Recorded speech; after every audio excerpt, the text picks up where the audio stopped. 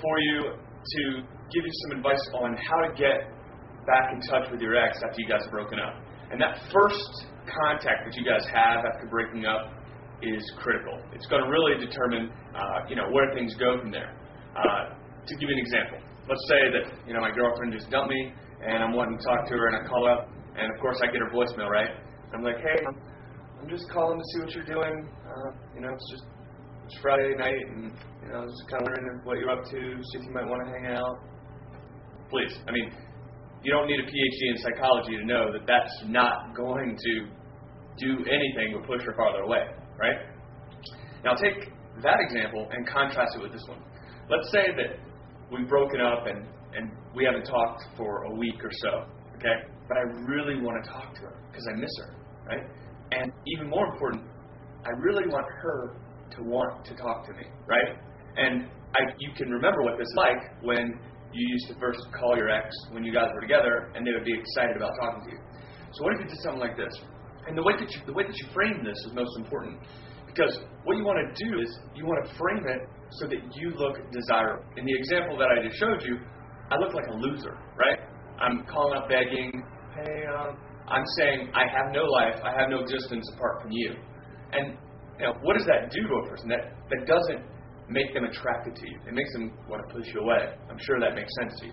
So what if we did something like this, and we carefully went about the next time we talk to our ex to make sure that it made the point. The old saying is, you never get a second chance to make a first impression, and that's the case here too. And you really want to make sure that the first time that you contact your ex, that you're really putting your best foot forward. So let's say I said something like this. Let's call her up. Hey, and you always want to use her name. So in this example, I'm just going to use the name Kelly. I don't date a girl named Kelly. I don't know that I've ever dated a girl named Kelly, but hey, Kelly. Hey, I was just out last night with this. I met this girl who was super fashionable, super cute, just like you, and we just started chatting. And she mentioned that your favorite store, Anthropologie, was having a sale, and she had on these really cute jeans that made that she really loved. Blah blah blah blah blah. I think you can see what I'm doing there. What I'm doing is, one, I'm calling up Kelly in this example with something that interests her, okay? The fact that Kelly likes Anthropologie or Betsy Johnson, or you can fill in the name of the store, and what girl doesn't like to shop, honestly. The fact that she likes that is going to communicate value to her, right? I'm giving her something of value. And you'll notice the way that I framed it.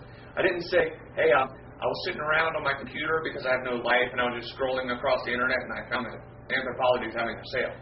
Even if you did do that, don't ever say that because it makes you look terrible. Instead, you want to frame it in a way that makes you look even more desirable. Notice that in the story, I was talking to a girl who's really cute and fashionable, just like you.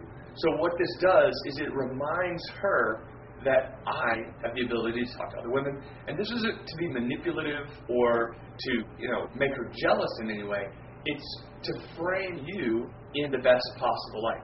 Now, if you're a girl and you're wondering about the same thing, it's the same sort of thing.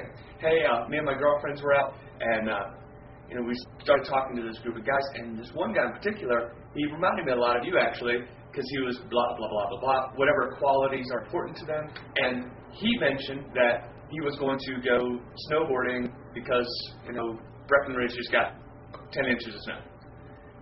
So the point is that when you make that first contact, you want it to be upbeat. You want it to be valuable. And you want them to be able to see you in the light that they originally saw you. Because here's the thing.